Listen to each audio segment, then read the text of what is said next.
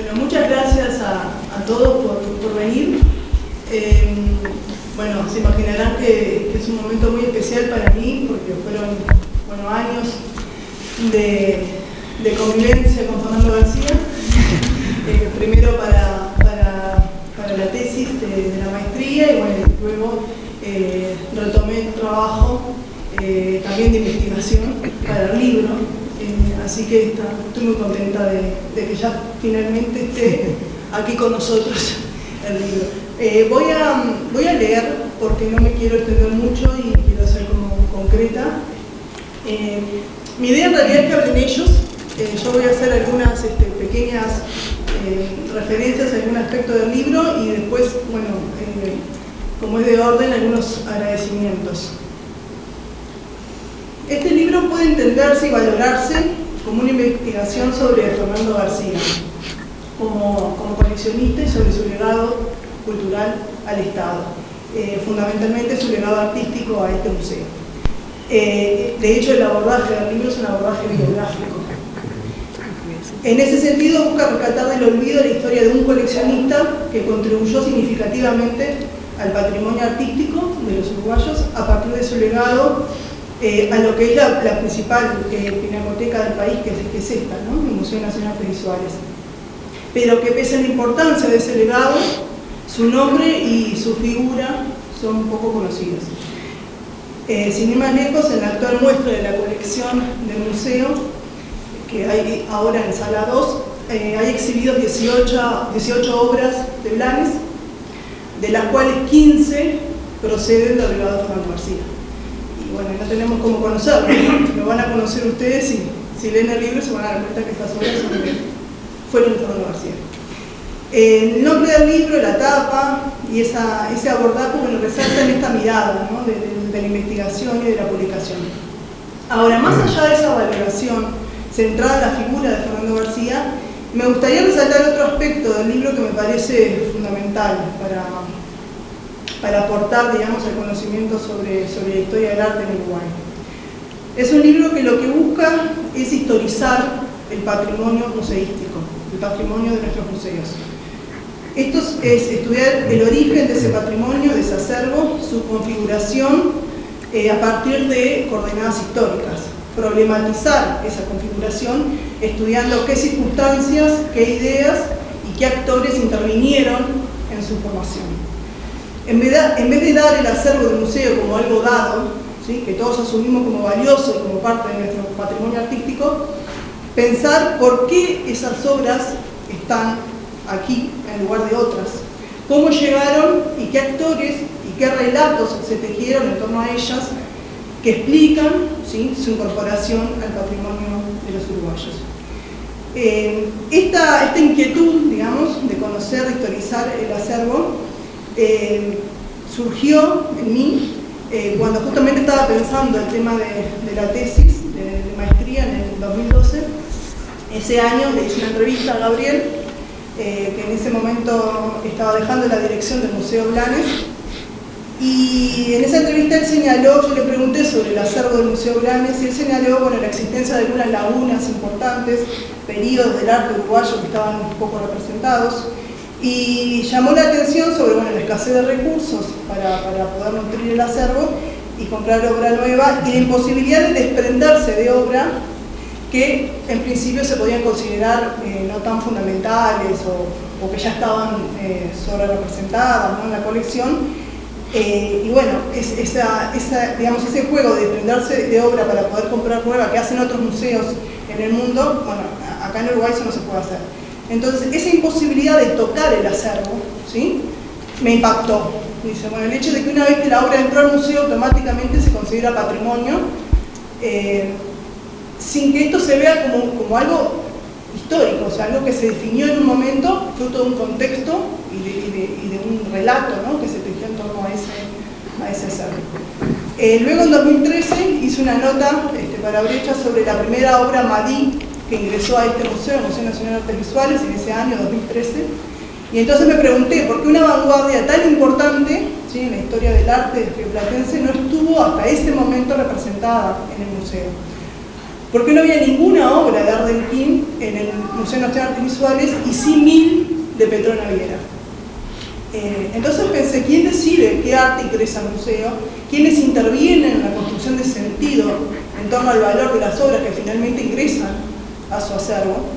Y de ahí, bueno, surgió el tema, ¿no? Entonces la idea fue estudiar actores distintos a los artistas que tienen un rol fundamental en los procesos de creación de sentido en torno a las obras de arte y que contribuyen a la divulgación, al conocimiento de las obras, a la valoración social de las obras y finalmente a su pasaje a una colección pública.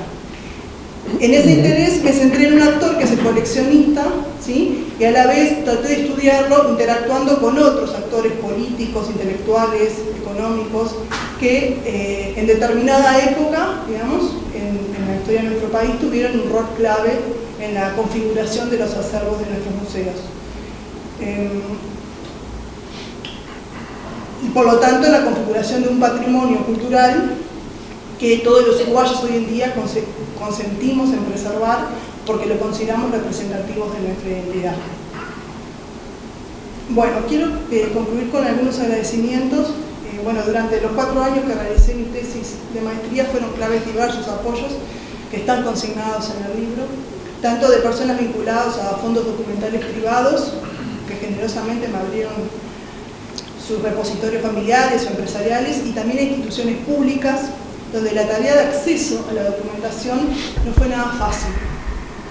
Y en esto quiero llamar la atención sobre lo mucho que nos falta como sociedad en ser más transparentes y más generosos a la hora de compartir la documentación y el propio acervo patrimonial, que en definitiva nos pertenece a todos. Quisiera resaltar especialmente un apoyo, ¿sí?, en ese proceso de investigación de lo que fue la tesis, digamos que es la base del libro, que es el apoyo que recibí de mi tutor, de José Rila. Sobre todo quiero resaltar de él la gran calidad comunicativa que tuvo cuando me tenía que señalar los límites de aquello que es posible afirmar, ¿sí?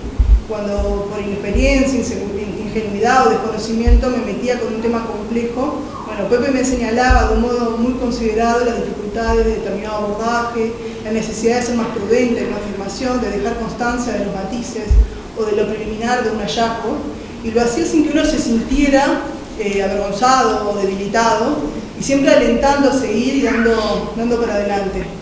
Entonces quería consignar esa calidez que, bueno, que para mí es como clave, ¿no? Como fue muy estructurante en mi rol como investigadora. Con respecto al proceso de elaboración no ya de la tesis, sino del libro este año, un poco en broma, un poco en serio, digo que este año tuve 2 partos. El primero, el de Delmira, que está por allá atrás, que nació el 3 de febrero, que tiene 10 meses, y el otro fue este libro. Cuando volvimos de la mutualista con la Beba el 5 de febrero, recibí una llamada de Horacio Maylos confirmándome el apoyo de Fernando García, Sociedad Anónima, al proyecto del libro. Un mes después comenzó el proceso de gestación de este libro, que curiosamente llevó 9 meses. En ese proceso fue clave el apoyo de una persona que, junto a mi familia, mi esposo y mis 2 hijos, fue la persona con la que más interactué en todos estos meses, en este periodo de lactancia, ¿no?, de reclusión hogareña y de preparación del libro, que fue Pablo Uribe. Pablo hizo mucho más que el diseño del libro. Empezamos a trabajar en abril y hasta hoy sentí siempre su apoyo, su aporte, su paciencia. Cuando las cosas se complicaban siempre me transmitió tranquilidad. Entonces, nada, le quiero agradecer todo lo que aprendí trabajando con él. Bueno, y un tercer agradecimiento a mi amiga Tania Ibarria, quien desde mayo vino una vez por semana a casa, una mañana por semana, para que yo pudiera trabajar en el libro. En este año la mayor parte de mi tiempo lo destiné a cuidar a Delmira, y las horas que podía liberar, que eran pocas en el día, se me iban colgando la ropa, haciendo mandados, yendo a buscar a mi otro hijo a la escuela y dando clases. Poco o nada tenía para el libro, que era como lo que quedaba siempre para después, ¿no? Durante unos meses fueron las horas que iban desde las 10 de la noche a la 1:30, 2 de la mañana, que era el tirón largo que hacía Delmira de noche, para trabajar en el libro. Cuando Tania me ofreció esta ayuda de su visita semanal, me regaló minutos y me prestó brazos que fueron fundamentales. Bueno, finalmente quiero agradecer a Gabriel, a Cecilia y a Gustavo por comprometerse a comentar el libro, por leerlo, y en el caso de Gabriel y de Cecilia por releerlo, porque ya habían leído la tesis. Bueno, y los invito a escucharlos a ellos en el orden que ellos se han dado. Gracias.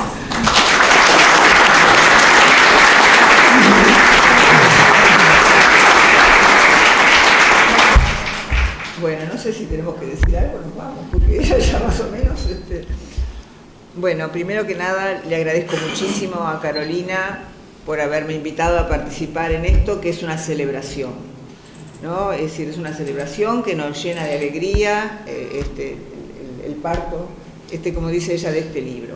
Yo conozco a Carolina desde 1999, cuando llegó al Liceo 28 para hacer su práctica docente. Ella estudiaba Historia en el IPA y estudiaba Comunicación también. En estos 20 años he seguido su vida como docente, como periodista, como historiadora. Nos encontramos en el CLA en algún curso del Diploma Historia, Cultura, Patrimonio. Conocí a Diego, conocí a Pedro, conocí a Delmira. Y en 2017, a mediados de junio, yo estaba en Polonia con Daniela y recibí un mensaje de mi amigo José Rila, que era una foto de Carolina que decía: Carolina defiende su brillante tesis. Y bueno, cuando volví, Carolina me regaló la tesis, la leí y había terminado su maestría. Después que la leí aprendí muchísimo de esa investigación impresionante que hizo Carolina y pensé que ahí podrían salir varios libros, porque abarcaba muchos asuntos. Ella logró que toda la tesis quedara en un libro, ¿verdad? Y se centró en la personalidad del coleccionista Fernando García, que, como ella decía muy bien, está hoy bastante olvidado.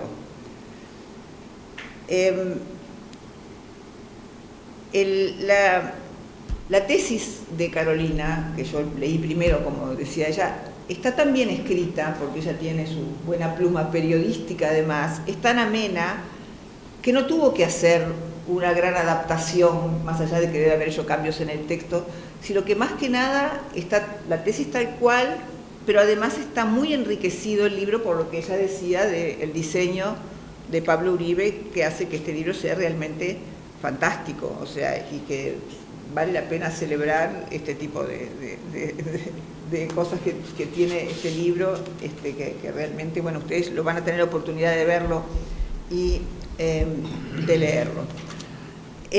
Venía pensando, cuando venía para acá, que difícil encontrar un lugar más adecuado para presentar este libro que este museo, ¿no? Yo he estado acá en muchas presentaciones de libros, pero ninguno tan adecuado.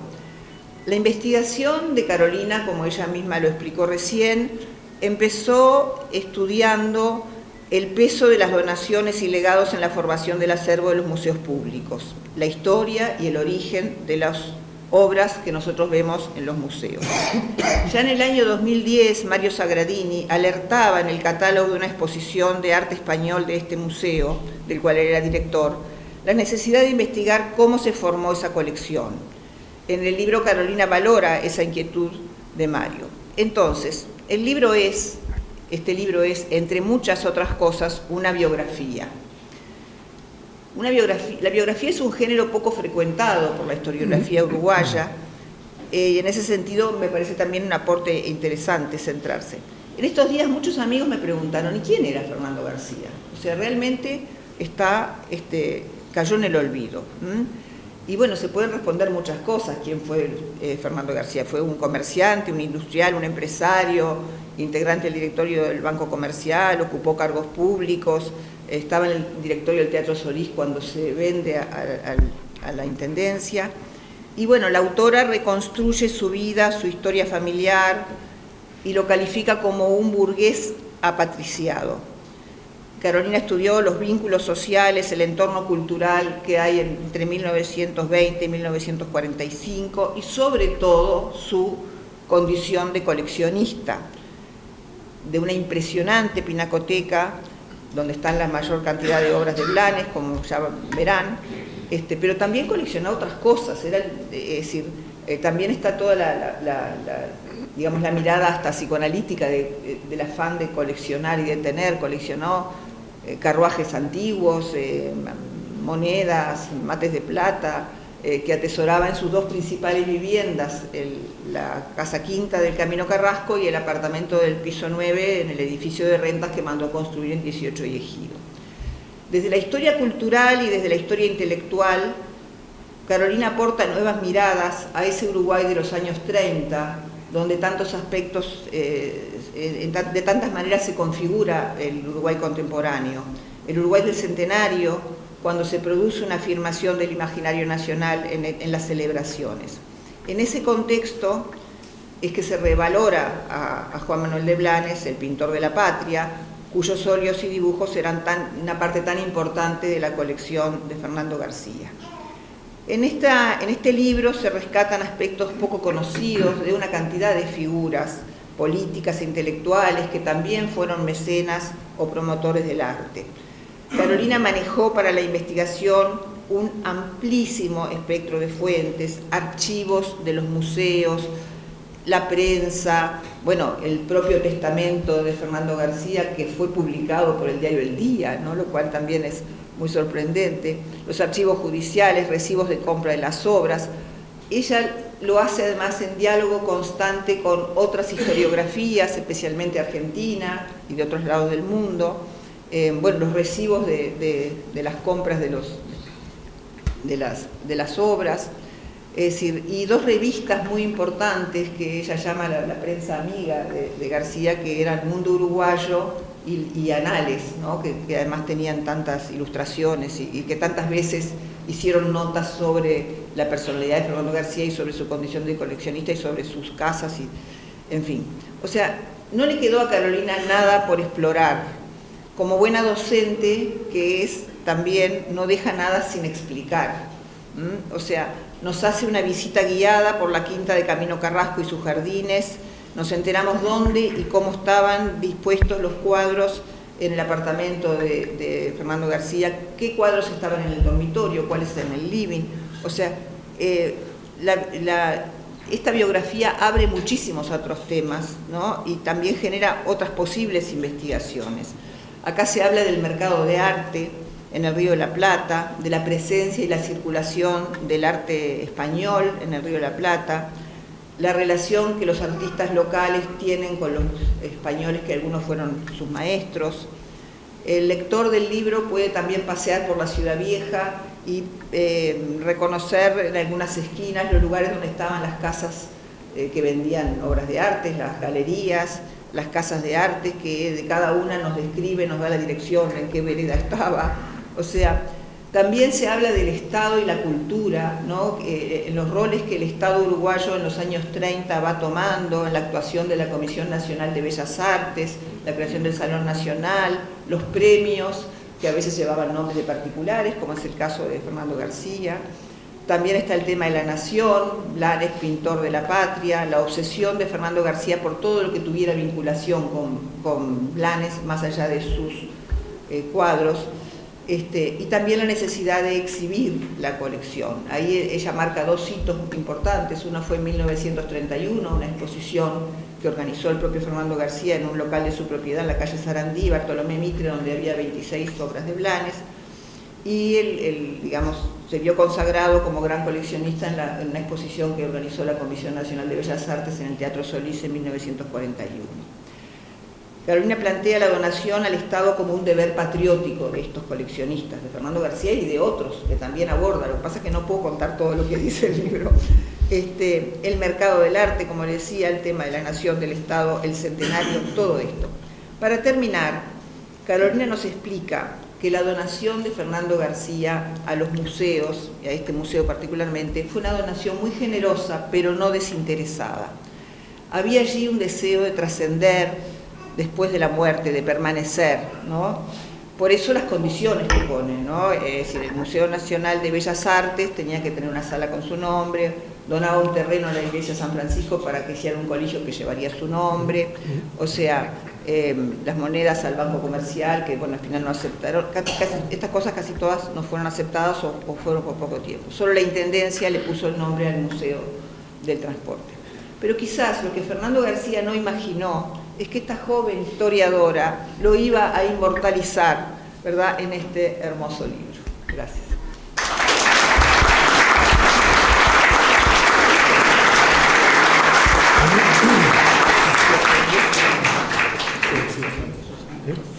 Quiero felicitar también a Carolina Porley por la publicación de este libro que corona y materializa unos esfuerzos enormes de investigación, de análisis, de documentación. Yo diría que es un trabajo hercúleo, ¿no? Tanto por la dimensión como también porque primero es una tesis de carácter académico y luego se convierte en un libro que sin perder rigor ni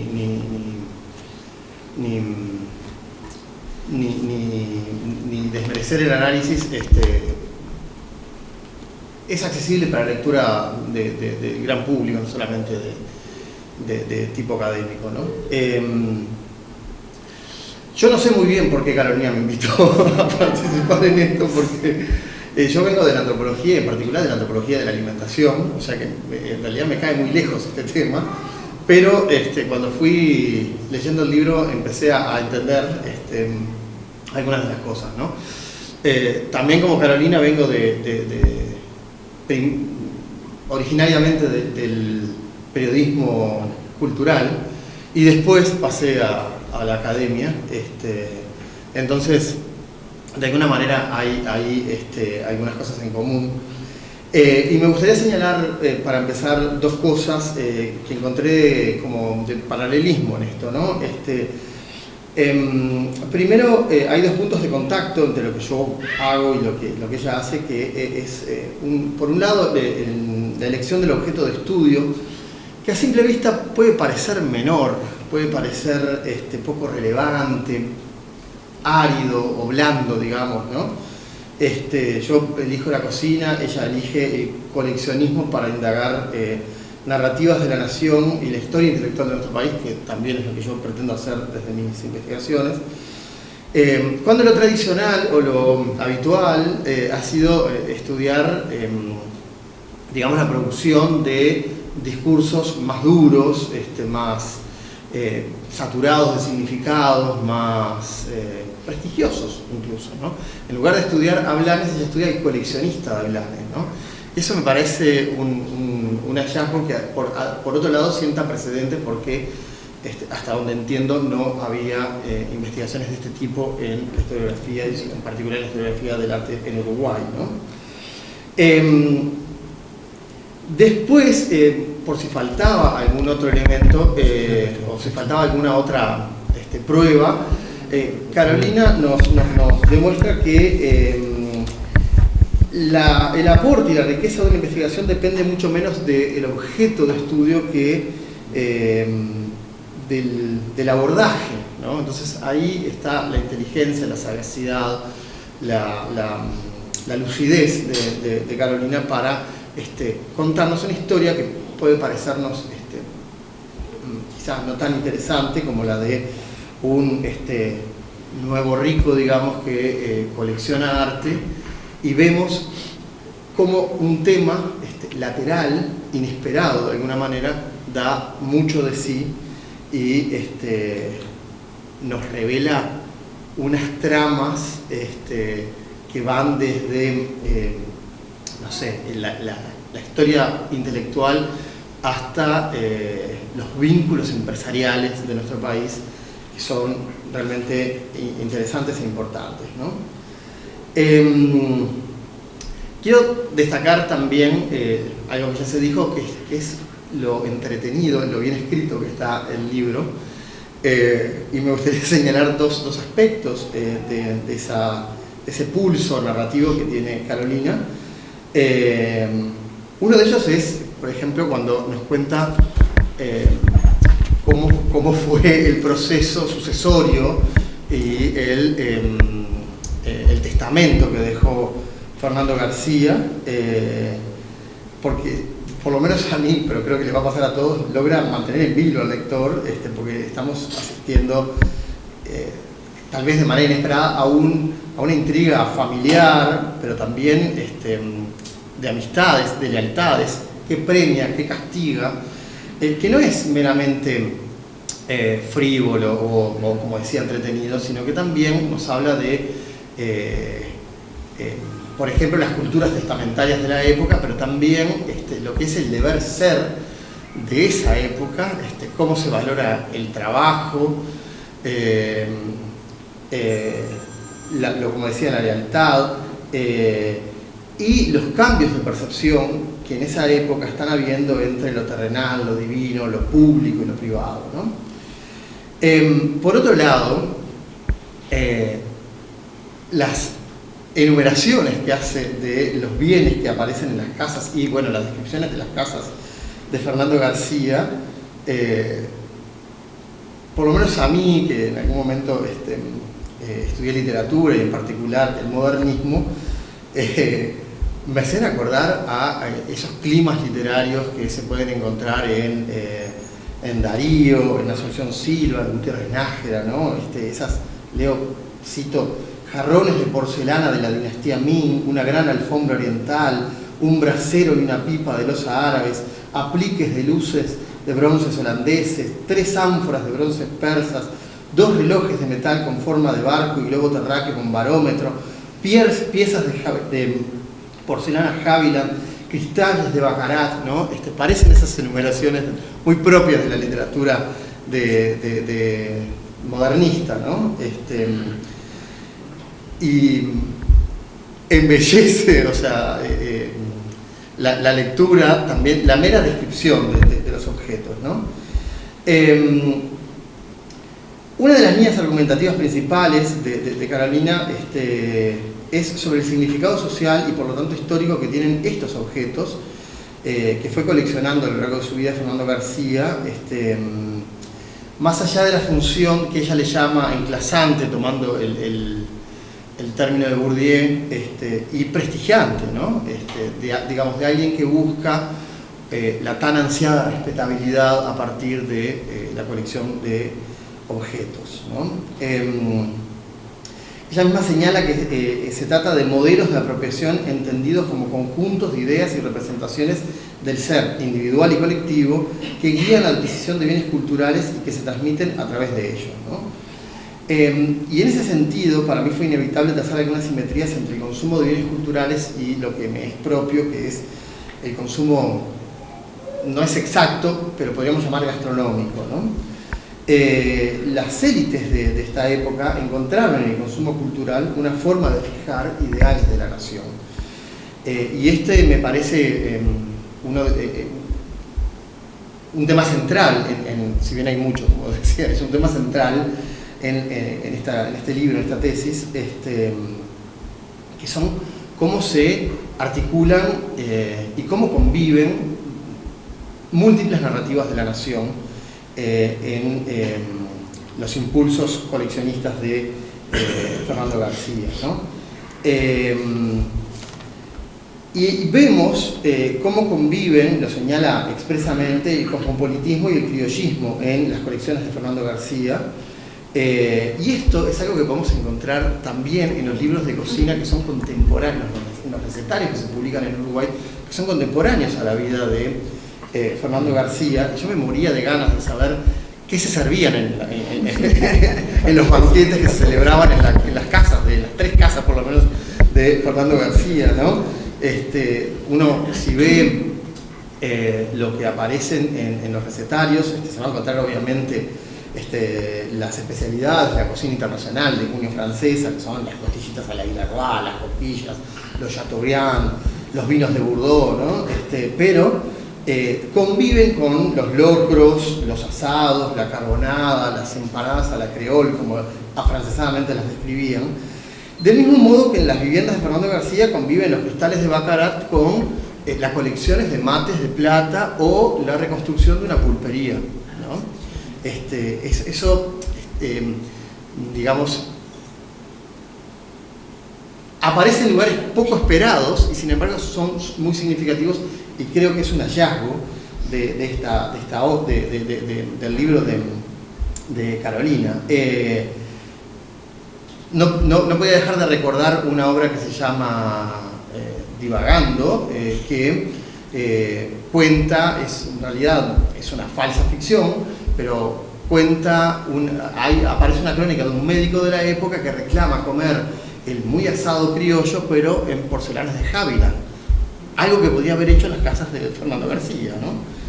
En este sentido, lo que nos revela Carolina es algo que ya ha sido señalado por otros autores, que hay que evitar esas dicotomías entre tradicional y modernidad, que muchas veces fueron pensadas, como muchas veces se pensó en la historia, que no fueron opuestos excluyentes, sino más bien dos extremos dinámicos y mutuamente influyentes, como se ve en las colecciones de Fernando García, ¿no? Las élites hispanoamericanas podían ser, y de hecho lo fueron como Fernando García, modernas y tradicionales al mismo tiempo. Bueno, por último, otra de esas líneas que aparece muy fuerte en las narrativas de la nación que nos va iluminando Carolina en su libro, es el hispanismo, ¿no? Que quizá, bueno, lo podemos ver en la figura muy clara de Rodó en la época, pero que aparece también de manera poco esperada, sorpresiva en algunas colecciones, y que también la podemos encontrar en otros discursos, como decía, más blandos o menos visibles, en otros ámbitos, en prácticas culinarias, y en esa época se publica un libro de un cocinero catalán, Ignasi Domènech, o Ignacio Domenech en español, que es el cocinero americano, se publica en la década del 20, y que se inserta en una red de intelectuales de la época que llega hasta el mismísimo Rodó en nuestro país, ¿no? O sea que lo que vemos ahí es lo que señala Carolina, que lo que ella misma llama la modernidad polifónica, en la que coexisten el cosmopolitismo y el nativismo, el criollismo y el hispanismo, la innovación y la tradición, ¿no? Entonces, en ese sentido, me parece que el aporte de Carolina es de una gran relevancia, y viene de un lado, como, perdonen que reitere la palabra, pero inesperado, ¿no? Es interesante porque, como han dicho otros autores, la formación discursiva sobre la nación cosmopolita, forjada en torno al centenario, es probablemente el paradigma de identidad nacional que se ha incorporado a la conciencia pública, que mayor durabilidad ha tenido. Por último, me ganó de mano, yo quería señalar lo contento que estaría Fernando García al ver prolongada su fama, su obra y su reconocimiento bien entrado el siglo XXI, ¿no?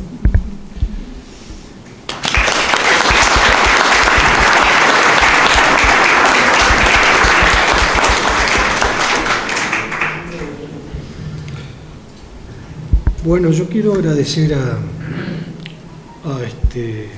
la autora Carolina por la confianza que me ha dispensado a invitarme a esta presentación. Yo había notado acá algunas cositas porque me parece... Antes que me olvide, hay una cosa muy interesante que dijo Gustavo en esta última... que esta relación entre la antropología gastronómica y el coleccionismo, estaba pensando yo, estoy pensando en voz alta, porque lo estaba pensando mientras él hablaba, que tiene que ver justamente con esta, para citar al movimiento brasilero, Osvaldo Andrade, tiene que ver con cierta antropofagia cultural que estas clases burguesas emergentes en los años 20 y 30 acaparan una actitud que adoptan como como tú bien dices, tanto tradicionalismo como modernismo están mezclados en esa antropofagia, en esa necesidad de conformar a través de nutrirse de distintas líneas de pensamiento de la época, de conformar un imaginario propio y que sería trasladado al Estado, de alguna manera, a través del coleccionismo y de la donación. Yo creo que una de las particularidades interesantes, que yo creo que se dijeron ya todas estas cosas, ¿no? Perdónenme, pero es que con tanta historia del arte que hay, ¿no? Con tanta historia de los cuadros del lado del derecho, esta es una historia de los cuadros del lado del revés, como lo ha hecho ver Carolina, también algunas fotos del libro. Es decir, yo me acuerdo que en el año 2006 hicimos en el museo una pequeña exposición de cuadros del lado del revés, y después Capelán hizo en el Cabildo otra de cuadros del lado del revés, ya más recientemente. Pero todos son exposiciones simplemente, o sea, no constituyen la ilustración de un programa de investigación. Esto es una investigación sobre los cuadros del lado del revés. Y es una investigación totalmente inédita en ese sentido. O sea, digo los cuadros del lado del revés en el sentido que del lado del revés están los sellos y las tarjetas de toda la trazabilidad en general, la trazabilidad de esas obras, ¿verdad? O sea, es como una manera de estudiar la fortuna crítica o la fortuna existencial de esas piezas en la sociedad. En este caso, a través de la labor de un personaje de la talla de Fernando García, ¿no? Ahora, es interesante, y ya lo decía Carolina, que el análisis de este libro se desarrolla alineando de algún modo la labor de la historiografía, del mercado, de la crítica, del coleccionismo, y en su relación con ciertas vertientes del pensamiento de la época orientadas hacia la formación de una identidad nacional, vamos a decir, aunque ese problema existió ya desde el siglo XIX, pero en esta época, en la época de los centenarios, del centenario, pero del 25 y del 30, es una época especialmente apta para ese tipo de inclinación que Carolina le llama introspectiva, que está bien, y quería después conseguir algo sobre eso. Creo que en ese sentido no es solo un aporte a las estrategias, vamos a decir así, del coleccionismo privado este libro, sino un aporte a la interpretación histórica de esas estrategias. O sea, que creo que la investigación va más allá de Fernando García. O sea, que de alguna forma, por eso, yo soy horrible para los nombres, Cecilia, decía de que acá había muchos libros, cosa que yo estoy de acuerdo, en el sentido justamente de que permite a través de algo que se configura como una biografía encarada desde el punto de vista de la biografía intelectual, aunque no es estrictamente una biografía intelectual, de la microhistoria también, aunque no es estrictamente una microhistoria, en el sentido de que hay un énfasis en la cuestión detectivesca de la investigación y un énfasis en lo micro que resulta revelador. Pero todo esto se combina, digo, en ese aporte a lo que es una interpretación histórica de este fenómeno del coleccionismo, ¿no? Que se repite tanto en García como en otros bajo distintas facetas. Está la de Rosely Rius también, que fue donada en el año 12 a la municipalidad. Y claro,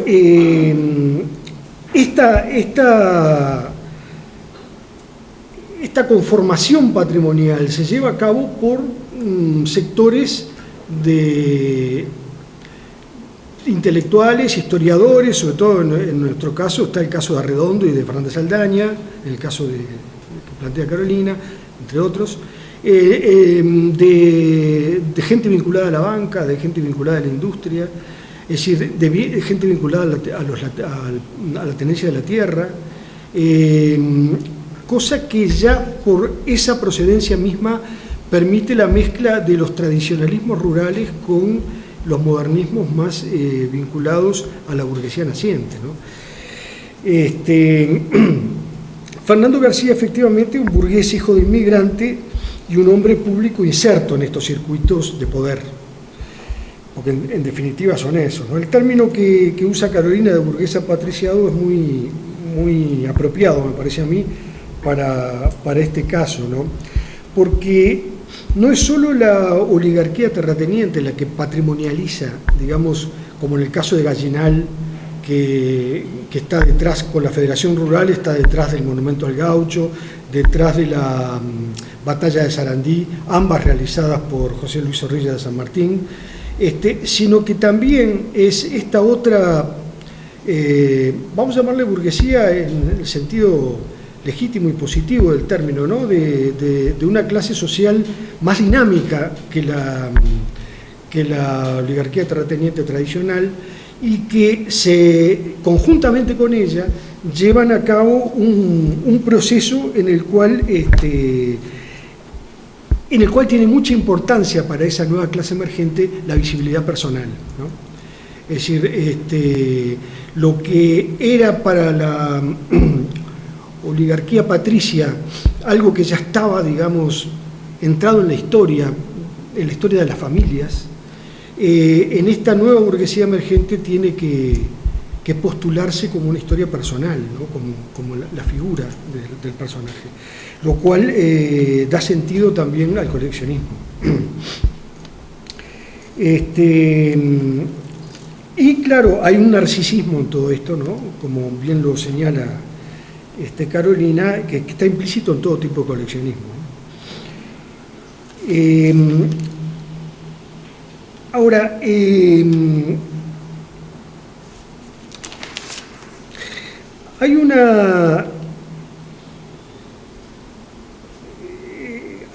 evidentemente que en este proceso de búsqueda de una identidad, en el caso de Fernando García, que Carolina señala que es una colección iconográfica, en el sentido de que no están puestos de relieve valoraciones estéticas, sino valoraciones temáticas que tienen que ver con el proceso histórico del Uruguay. Ahí hay una búsqueda de identidad a través de esa, vamos a decir, búsqueda de mojones históricos dentro del siglo XIX y parte del XX. Hay una idealización de la historia también, ¿verdad? Una idealización de la historia y la identidad, que de algún modo, al llevarse a la vitrina del coleccionismo, ignora los conflictos que existieron, las pugnas de poder que implica la conquista de una identidad dentro de los sectores sociales. O sea, esta pacífica exposición tan nutrida y tan heterodoxa como hacía ver Gustavo, que me hacía recordar por supuesto muy modernista en me hacía recordar a las fotos del taller de estudio de Carlos Federico Sáenz en Italia, llena de cuestiones persas, alfombras y mezclas de estilos orientales y occidentales. Creo que justamente implica una ignorancia de los conflictos históricos, de algún modo una estabilización de la historia, una idealización y una estabilización de determinado modelo, ¿no? Que es el que representa ese coleccionismo.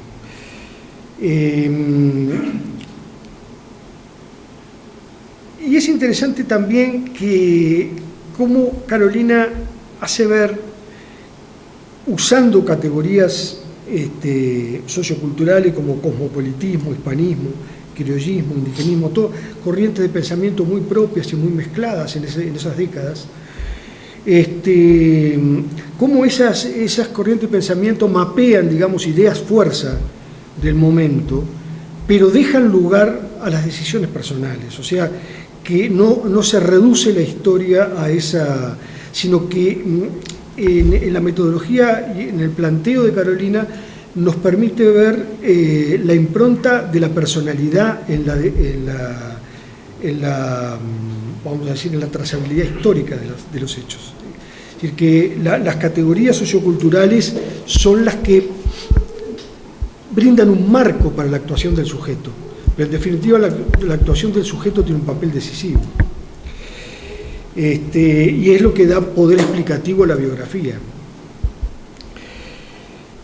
Mi hipótesis, dice la autora, justamente es que los bienes culturales poseídos por el coleccionista materializaron parte de las corrientes intelectuales y estéticas que coexistían en el campo cultural del período y que coincidieron con un momento particular del país de gran esfuerzo introspectivo. Y aquí, claro, en este esfuerzo introspectivo que creo que es característico efectivamente de ese momento histórico del centenario, está, como lo hace ver Carolina también, implícito la reacción contra el reformismo vallista, ¿no? De algún modo el reformismo vallista introducía una idea muy caótica, muy dinámica, muy cosmopolita, a pesar de todo lo que implicaba el estado de bienestar, pero era una apertura al mundo. El nativismo mismo, como corriente literaria, tuvo esa doble cara, una búsqueda de raíces nativas, pero una apertura cosmopolita al mundo. En ese esfuerzo introspectivo vivió, dice Carolina, Uruguay el enfrentamiento político-ideológico entre reformadores y conservadores o tradicionalistas. Se abrió más que nunca al influjo exterior, pero al mismo tiempo comenzó a sentirse una reacción, vamos a decir, por temor a una alienación por esa apertura al exterior. Puso en valor las huellas materiales del pasado, el relato de la nación, lo indígena, en fin, pero al mismo tiempo lo contrastaba con lo moderno. No voy a entrar ahora en eso, pero el caso tanto de Figari como de Torres García son bastante claros en esa contradicción, ¿no? Y claro, había una reacción conservadora que ya venía del Alto de Viera, pero que con el golpe de Estado de Terra se consolida, tanto desde el punto de vista cultural como político, ¿no? Y bueno, esa tradición y modernidad estaba también en la revista Anales, ¿no? Que fue una de las revistas amigas, evidentemente, de García Esteban. Bueno, termino simplemente.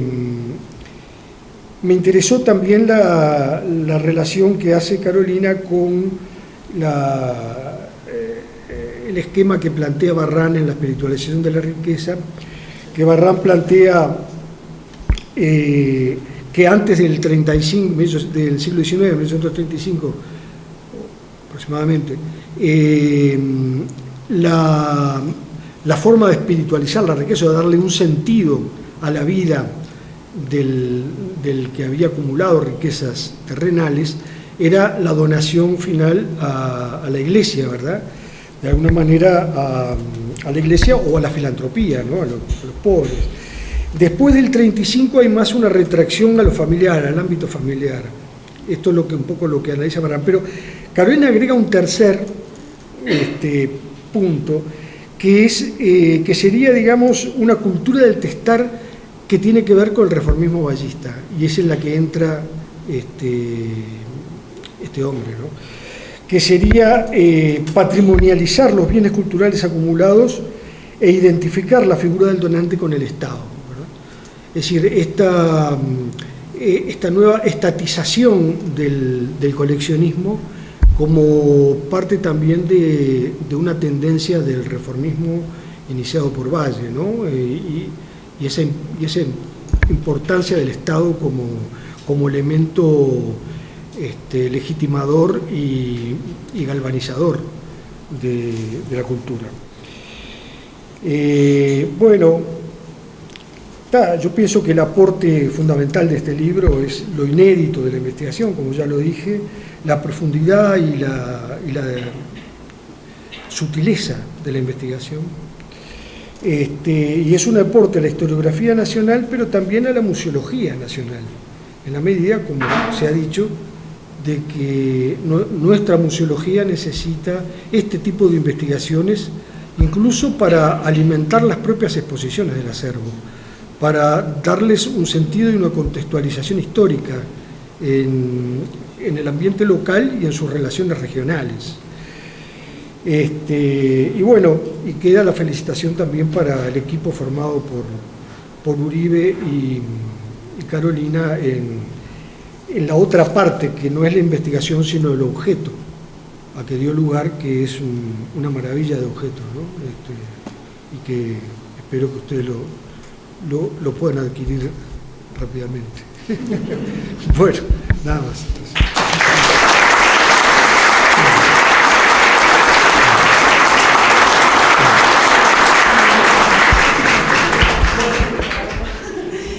Bueno, y muchas gracias a todos por